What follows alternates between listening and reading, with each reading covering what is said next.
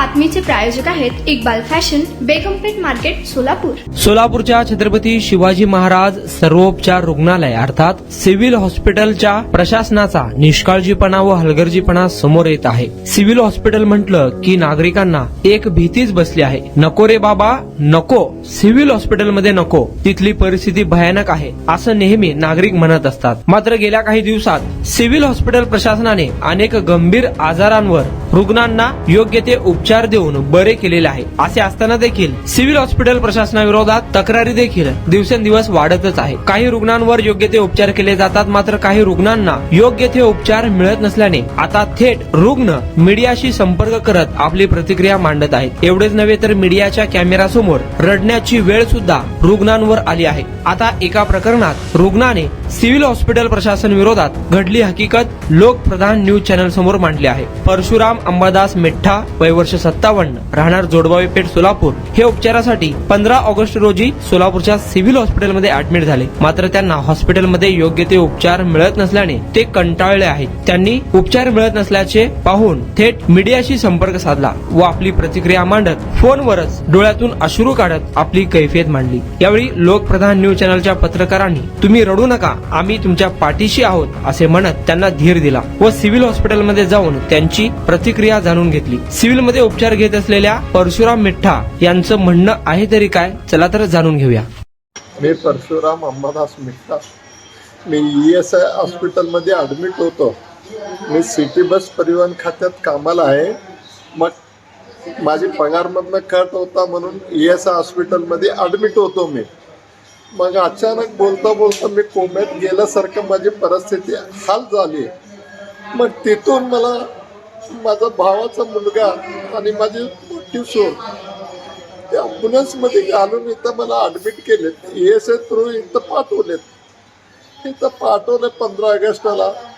इथून मग इथं विनाकारण पैसे भरा, की आता हे भरणं पैसे 2,500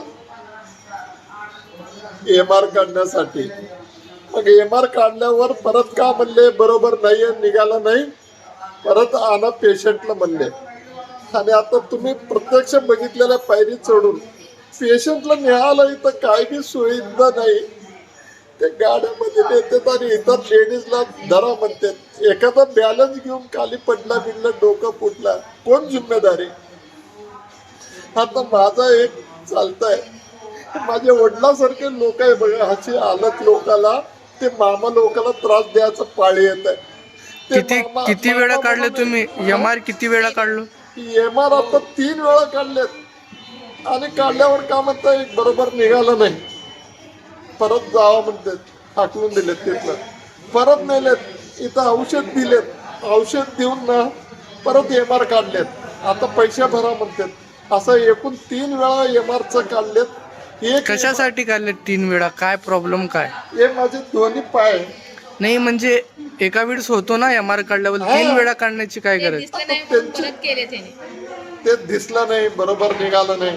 आम्ही काढतो म्हणून सांगितलं. ते मग परत घेऊन या पेशंटला म्हणून फोन करून सांगितले. आता तुम्हाला इथं त्रास काय? आता त्रास नाही, आता 3-3दा MRचा ये पैसे मागतात आणि साधा कॉफी देत नाहीत.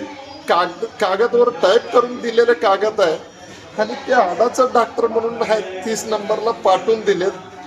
हा त्याने डॉक्टर नुसतं साधा असा हात बी धरून बघितला नाही. हे टाईप करून तुम्ही आणला असेल, कॉफी पाहिजे, त्याच्या फिल्मावर सगळं समजतंय. हे कागदावर का समजतं रिपोर्ट? लय शाळा म्हणून त्याने हाकलून दिला.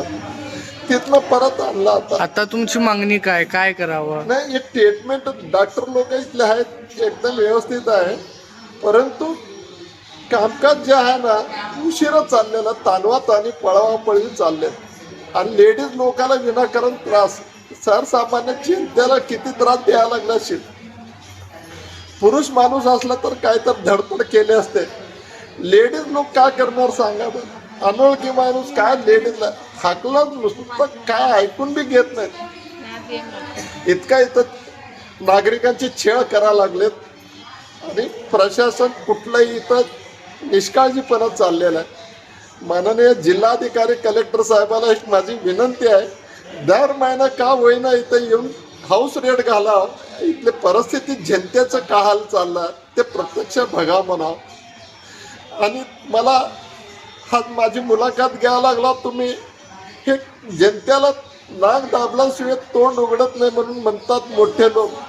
असा एक जनतेला तुम्ही जागृत करायला लागला, हे मनापासून मी तुमच्या चॅनलला मी आभारी करतो मनापासून. आणि तुमचे काम धंदा सोडून एक नागरिकाची तुम्ही हे सुविधा करायला लागला. आमच्या कुटुंब वतीने तुम्हाला आशीर्वाद लागू द्या. परंतु माझ्यासारखा इतर जनतेची अशी गैरसोय होऊ नये हाच माझा प्रतिज्ञा आहे. देवाला हेच मी इच्छा करतो. आज 15 दिवस झालेला आहे. माझं पाय पूर्ण असं पिन टोचण्यासारखं होत आहे. इतका त्रास होत आहे. आणि अचानक इथं लोक मरायला लागले. ते धसकी खाऊन उलट चांगला प्रकृती बी माझा विस्कळीत व्हायला लागला. आणि मी राहतो घरकुलला. येणं जाणार रोज माझ्या लेकरांना 100-150 रुपये रिक्षावाला घेतात. आणि रात्री बेरात्री सांगतात फोटो काढून आणा म्हणून. आणि दिवसा कोण असलं तर काय सांगितलं तर काय तर होतं. मला खूप त्रास करावा लागतो दादा. हे तुम्हाला मनापासून मी तुम्हाला विनंती करतो. काय मोठे डॉक्टर लोकांना कालचे लोकांना जरा झापाझापी केले आणि सतत सोयी आडवा तिडवा टोचते. हा सगळा सुजून गेला माझा. तुम्हाला पाहिजे एक उत्तम विवाह कलेक्शनचा अनुभव? सोलापूरमध्ये एकाच ठिकाणी सर्व काही मिळायला हवंय. आमच्या इक्बाल फॅशन मध्ये मिळतंय तुमच्या विवाहासाठी सर्व काही. लेहंगा, साडी, मटेरियल, रेडीमेड आणि मुलांसाठी स्पेशल वेअर. प्रत्येक गोष्टीत दिली आहे खास सजावट, आकर्षक डिझाईन्स आणि दर्जा. आश्चर्यकारक डिझाईन्स आणि कस्टमायझेशन सह तुमच्या लग्नाचा दिवस खास बनवा. आणि हो, आमचं मोठं कलेक्शन तुमच्या सर्व गरजा पूर्ण करेल. आकर्षक रंग आणि स्टायलिश डिझाईन्स फक्त इक्बाल फॅशन मध्ये. इक्बाल फॅशन सोलापूरचं अग्रगण्य विवाहासाठीच्या कलेक्शनसाठी आणि तुमच्या सुंदर दिवशी आणा इक्बाल फॅशनचा स्पर्श. मग आताच भेट द्या इक्बाल फॅशनला. आमचा पत्ता बेगमपेठ मार्केट, सोलापूर.